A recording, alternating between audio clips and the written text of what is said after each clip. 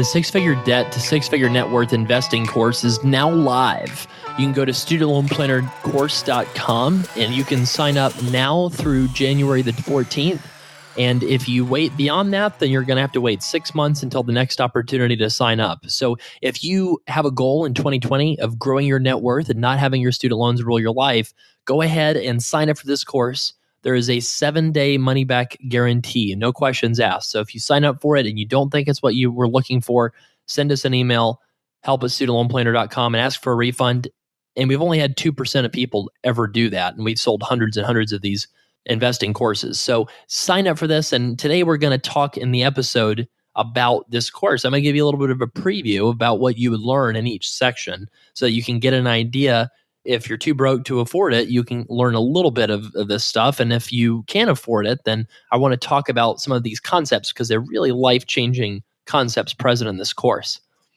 First, we talk about why is investing important. I mean, at the end of the day, I want to think about investing probably as little as possible, right? I mean, I have other things I'd rather be doing, like spending time with friends or family, going on vacation, relaxing, sitting on a beach, whatever you like to do. You probably can think of a lot more fun things than reading books on investing. In fact, like one of the things that people like to make fun of me about is when I do read personal finance books for fun, people think I'm like a weirdo or something. It is a little bit weird, right? And so here's why investing is important. It's because that whenever you make a trade-off of something like monetarily, you're trading your time for that thing. Right. So, for example, let's say that you go buy a $20,000 car, and let's say you make $120,000 a year, and after taxes, you take home 80. So that car is not $20,000. That car is 25% of your annual earnings. Actually, if you translate that to what that really means, that car is 3 months out of the year that you went into your job and didn't spend time doing other things you might have rather done. That's a really important concept because what investing does is it gives you income long term. It gives you assets that you can spend down and replace your regular day job income with investing income. And that means that you don't have to work unless you want to. And so when you trade things like 3 months of your life for a car, you could have traded 2 weeks of your life for a car that probably would have been almost as good. And that 2.5 months extra that you netted, that you got to keep, you can utilize towards doing other things in your life that make you feel more fulfilled and excited and happy. That's why investing is important, is if you do it right, it can shave 10 or 20 years off of the length of your required working career, and it can give you financial security for your family where you can live whatever life that you want to live. Now, we also go into next in the section 2, we talk about different kinds of investments. So there's all kinds of different investments out there, and some of them are really complicated and some of them are a little bit more straightforward. So the building blocks of most investments ever really are two things: equity and debt. So equity is basically an ownership share in something, right? It's a percentage of the profits that you're entitled to. And if the business ever sells, you would get a pro rata portion of the value that it's sold for. So equity is simply ownership. That's what equity is. That's one kind of investment. And stocks are just a version of a thing that you can put your money in that represents an ownership in a company. So for example, 100 shares of Coca-Cola represents a proportional ownership of Coca-Cola's profits. That's what it represents. Now, you can also have something called debt. If you basically have money that you loan, then you have a bond. So there's different examples of this. Stocks and bonds are basically equity and debt. When you have debt, you're investing because you want to get your money back and you want to get the interest that you expect on the money that you lent. So it's a different analysis, and there's different reasons that you would use investments like that. Stocks, you're looking for growth, or you're looking for income, and you're looking for more risk, honestly, because that means you have the more potential to make higher returns. And the best way to invest in stocks and bonds is not directly owning them because of how complicated it can be and how confusing and how many bad decisions you can often make when you own individual investments. That's why things like funds were invented. So there's two kinds of funds. There's mutual funds and there's ETFs. Mutual funds basically pool different stocks or bonds into a big thing that you can put your money into, and those trade once a day at the end of the day. Whereas ETFs, exchange traded funds, are a relatively recent invention. They trade throughout the day. They have some other differences that I'm not going to get into on today's show, but you can figure out which one you feel more comfortable with, and then that can be a good place to put your money long term. Now, there's other kinds of investments too. You might have heard of hedge funds, private equity, cryptocurrency, crowdfunding, all kinds of different alternative investments is another one. So here's the test. Why is this opportunity available to you? If it's available to you because this is something that's too good to be true or you can't miss out on it, well, if it's really an attractive investment opportunity, then it would be offered first to the people with the most money and the most connections. So any kind of private investment deal, unless it's very small, unless it's just something that's, like a large investor would probably not even pay attention to it because it's not going to move the dial enough, then there's a good chance that this is just designed to basically enrich someone else. So we show you different ways of how to identify investments that you should avoid, because a lot of times being a successful investor is just as much about picking the right thing as it is just avoiding the things that you shouldn't be putting your money into. Now, it's all well and good to understand why investing is important. Doing it well can result in you having more time in your life to do other things. And then it's also important, obviously, if you know that you need to invest, once you know what kind of investments there are, now you need to know how much money you could make and how much you could lose, right? Because that's really key in investing. Is right now we've had an economy that has done nothing but go up. Everything in our economy has soared in value the past 10 years. We haven't really had a significant negative event in the stock market in the past decade. This is like the longest period without a recession going back to like 1850 something. So clearly right now there's a elevated risk of loss in the stock market and the bond market, probably because of how much the bond market has also gone up in value. So everything has gone up in value and everybody feels like there's not a lot of risk right now. And that's a wonderful time to talk about how much money you can make and lose when you invest. So there are different steps that we suggest to be able to handle the risk of losing money. The one thing I can guarantee you is when you do invest your money, especially in stocks and bonds and mutual funds, you will lose at some point at least probably 30 or 40% of your money on paper. And the thing is that has some very significant psychological consequences on a lot of people. It causes some people to panic. I had friends that worked during the 2009 recession at one of the largest mutual fund companies in the world, and they would have conversations with me about how during that time they had 2 or 3 hour conversations on the phone trying to talk somebody off of the ledge from selling everything they've ever had because they just can't handle watching their accounts go down anymore. Those people that did that lost out on their investments tripling in the next 10 years. And usually what happens is these people will panic and you'll sell, and then suddenly you'll try to get back in, but you never know when the right time to get back in is. And so you wait for the drop that never comes.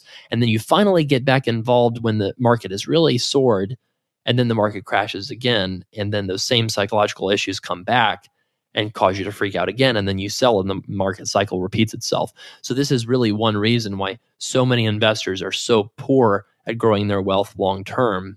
It's because of behavioral problems and a lack of awareness of the risks.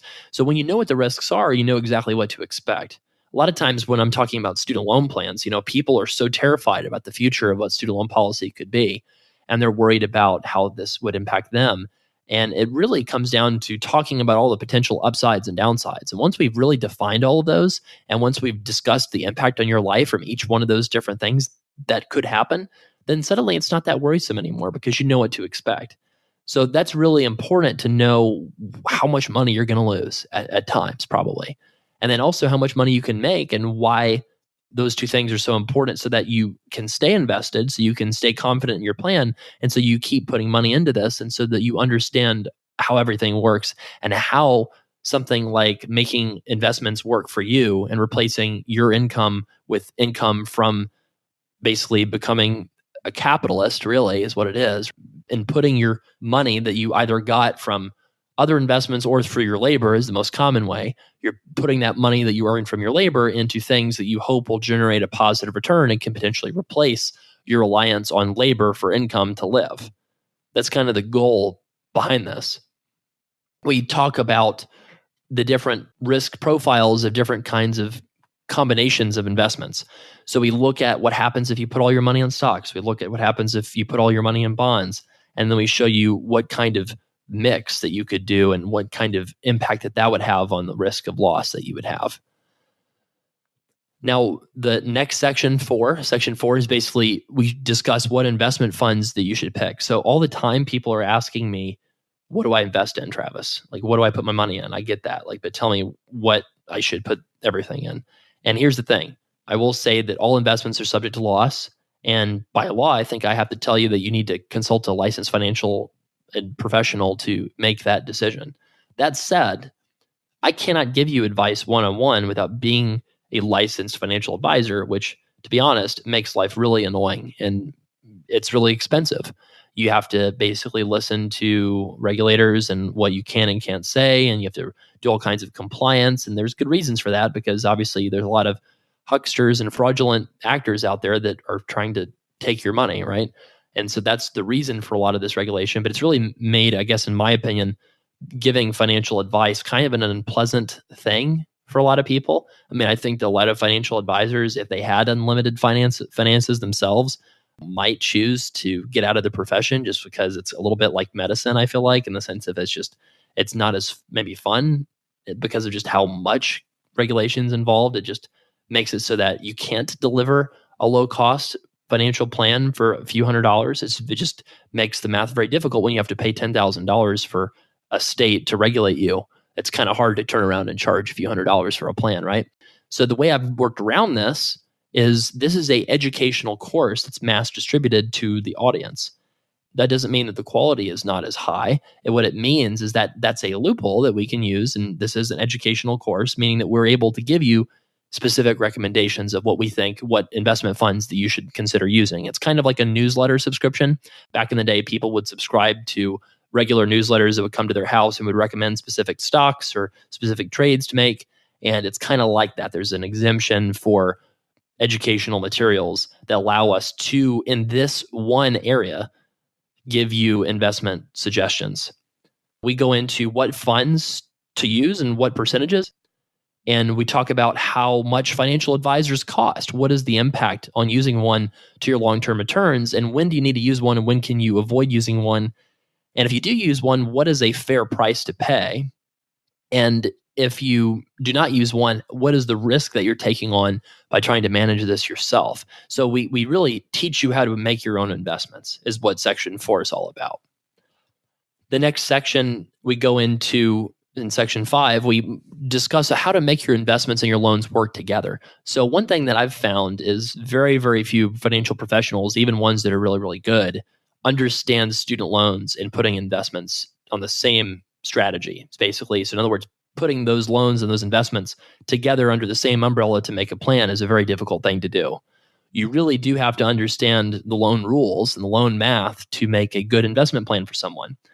Most investment managers really get paid for managing your investments, and the financial planning a lot of times is given away because they're charging you 1% a year to manage your investments, and they just kind of throw it in, right? But a lot of times what that results in is just a plan that's not right.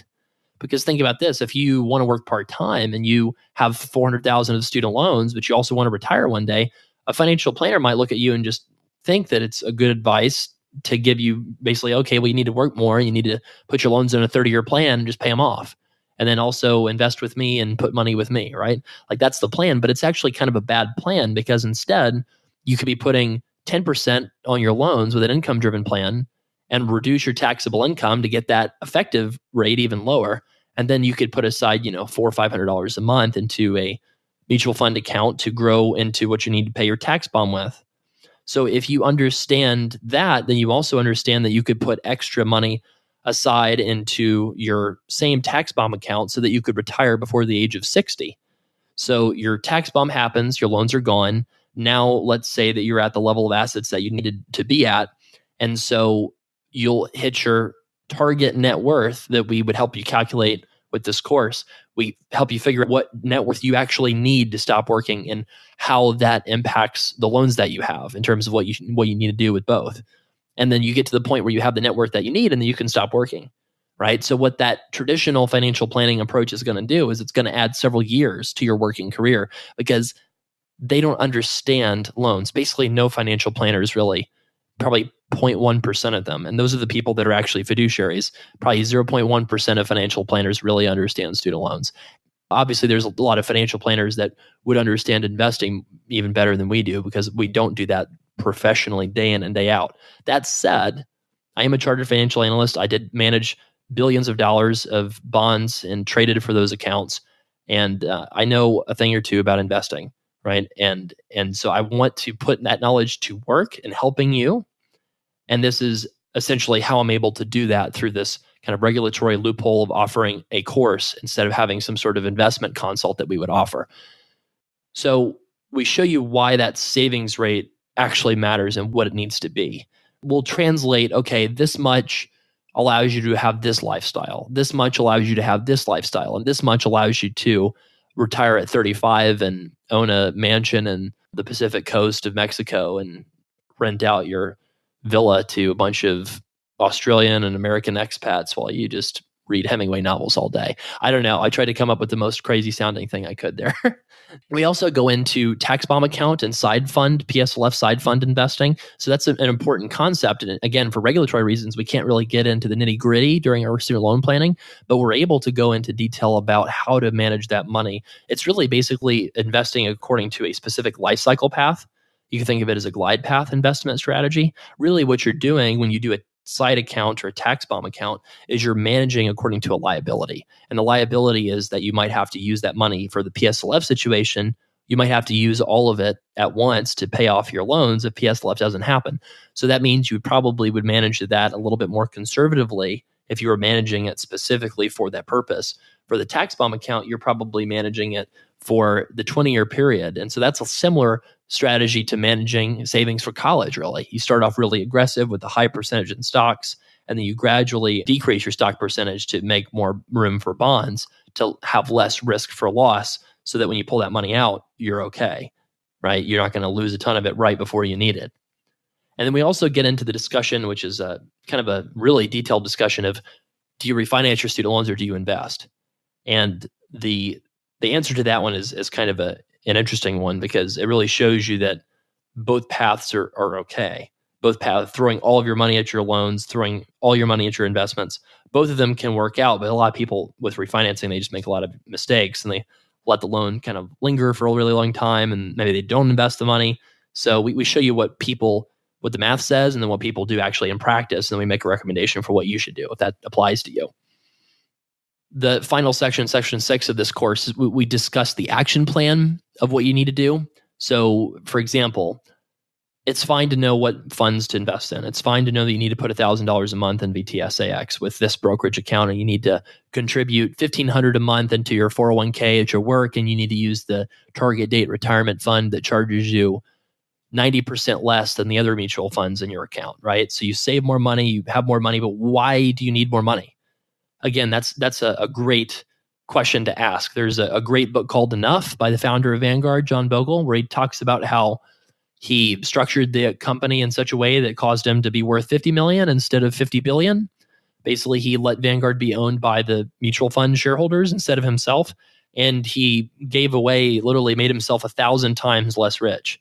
So what's the difference between having 50 million and 50 billion? Well, you're probably naming a bunch of colleges and foundations after yourself at 50 billion, and you're probably just naming one small college after yourself at 50 million. I don't know. The point being is that both of them achieved what he was looking for in life. So that means that you need a target net worth that you're happy at. And the problem is a lot of people, their target net worth is always twice what they're currently at. So you really have to be careful of that because you can fall into a deadly trap. So the purpose of knowing all this stuff about investments, once you finally learn all about them, is you can use them to literally say, I'm going to have work be optional on January the 1st, 2030.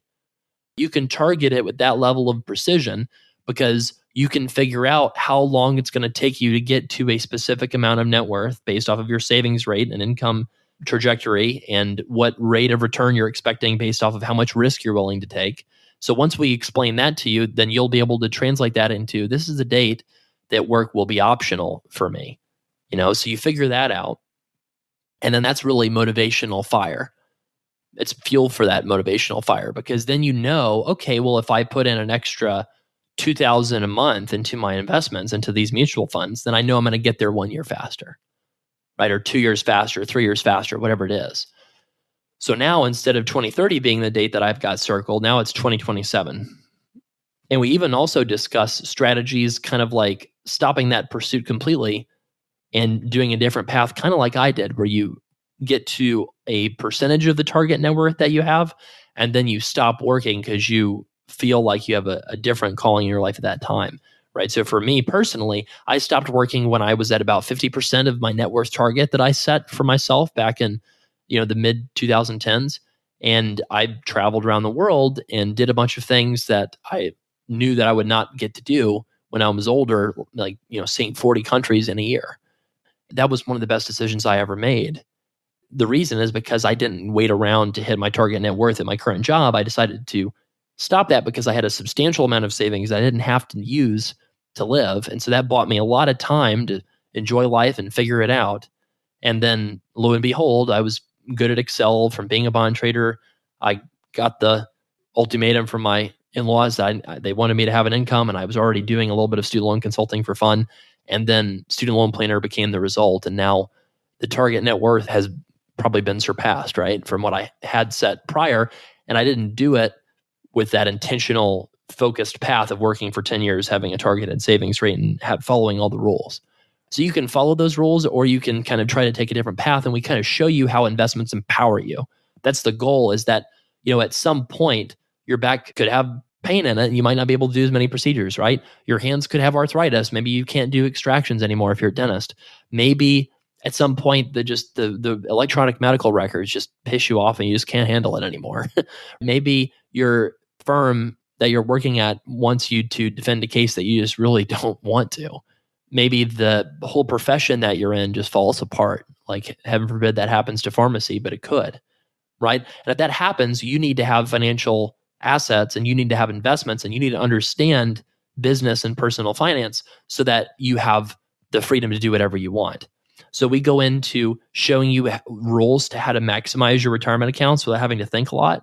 We show you how to open up accounts to start your non-retirement investment accounts where you don't have to think on that either. And then we also show you the easy way to set up automated transfers that basically pull from your bank account that sweep into the right funds so that you have everything growing without having to have a lot of work. So this really is probably a 3-hour investment of your time, plus the cost of the course, which is $399.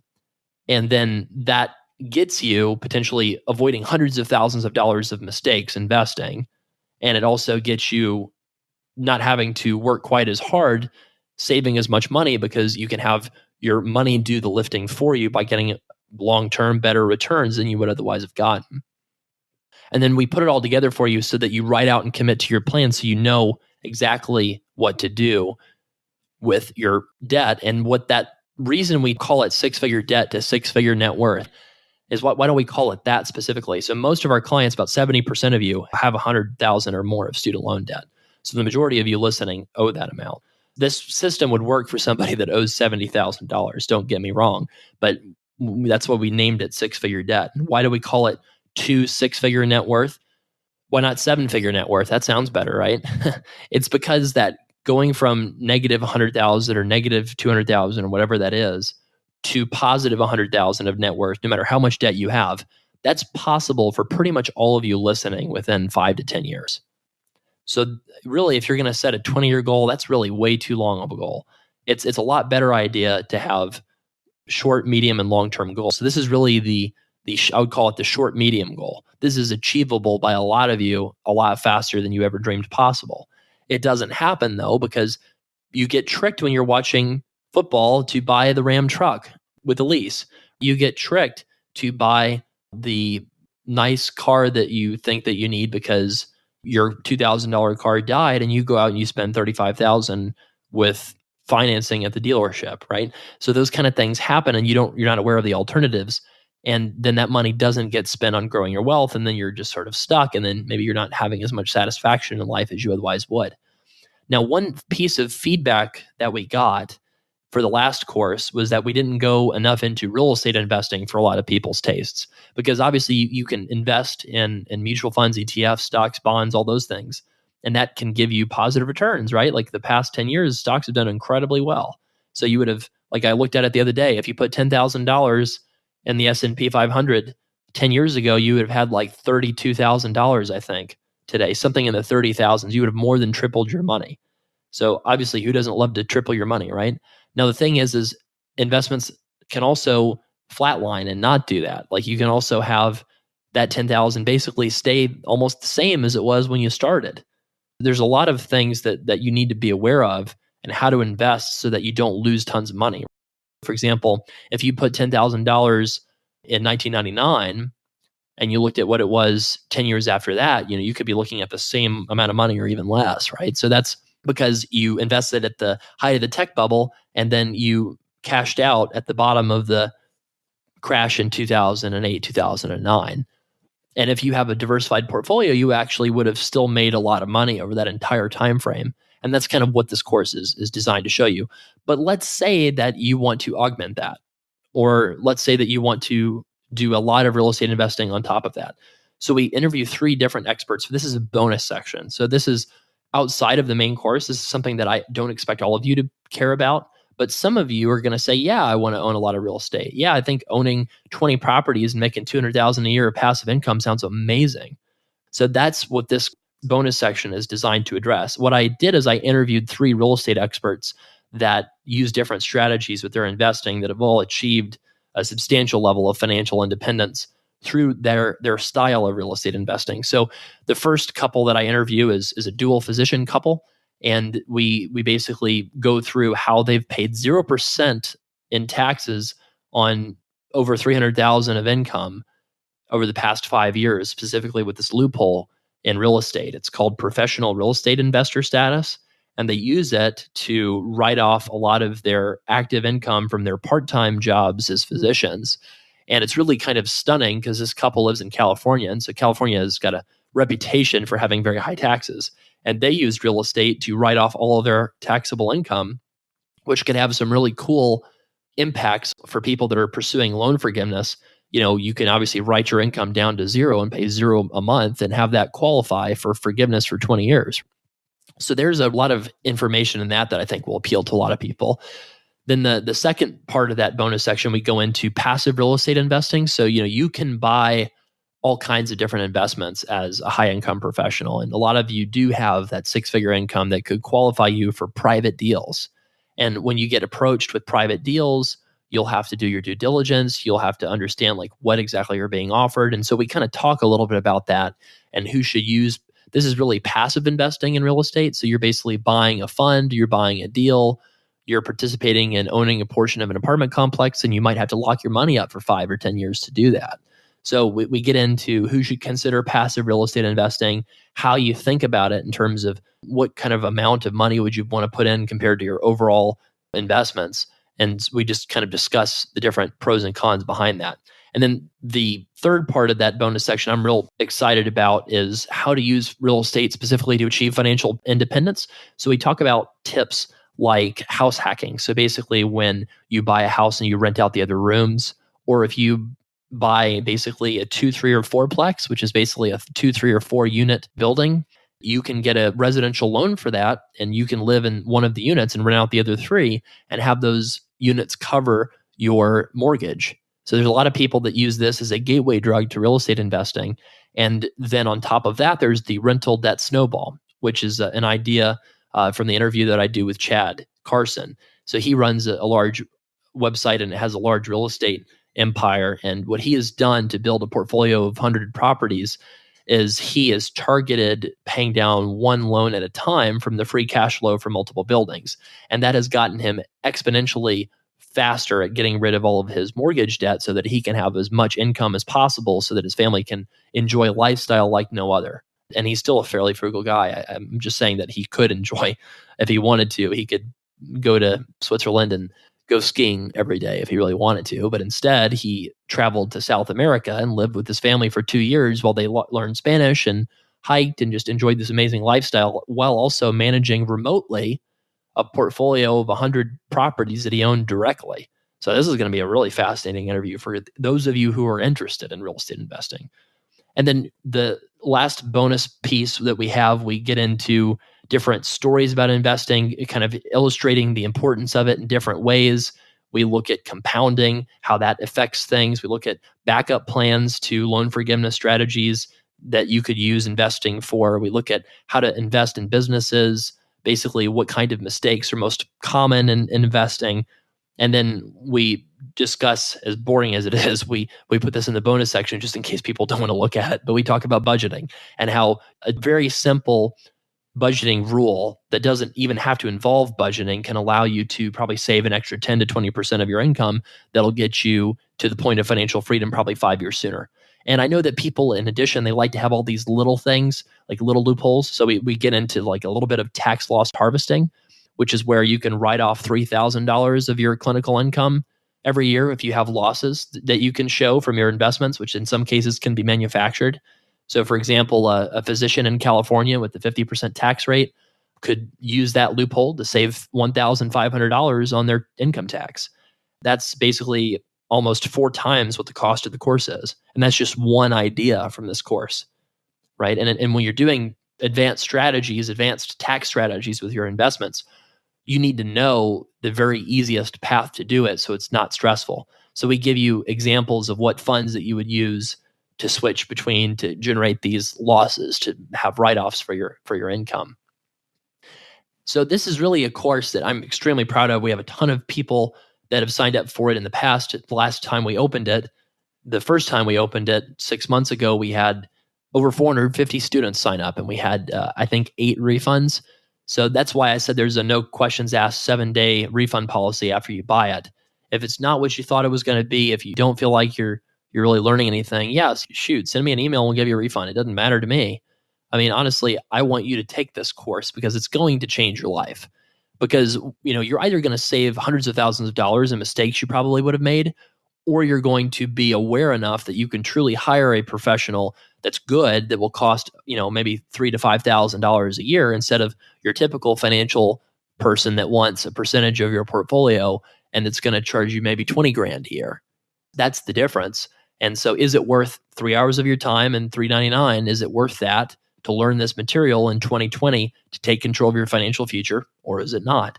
So I would seriously suggest that you take advantage of this today. If you want to do that, go to studentloanplannercourse.com and sign up, and I can promise you that you won't regret it. And if the extremely rare chance that you do, you can get your money back. So you're either going to save a multiple of what you spend, a huge amount more than what you spend, or you're going to be able to get your money back. So it's really a win-win situation. So I wanted to just cover all these things because there's so much more than what we were able to get into today that it's actually present in that 6-figure debt to 6-figure net worth investing course. Go check it out, take the risk, and commit the time. Because if you do, you're going to get one of the best returns in your investment all year. You're going to learn how to invest and how to have your investments replace your income from your day job to give you financial freedom and freedom over your time, which is the best asset of all.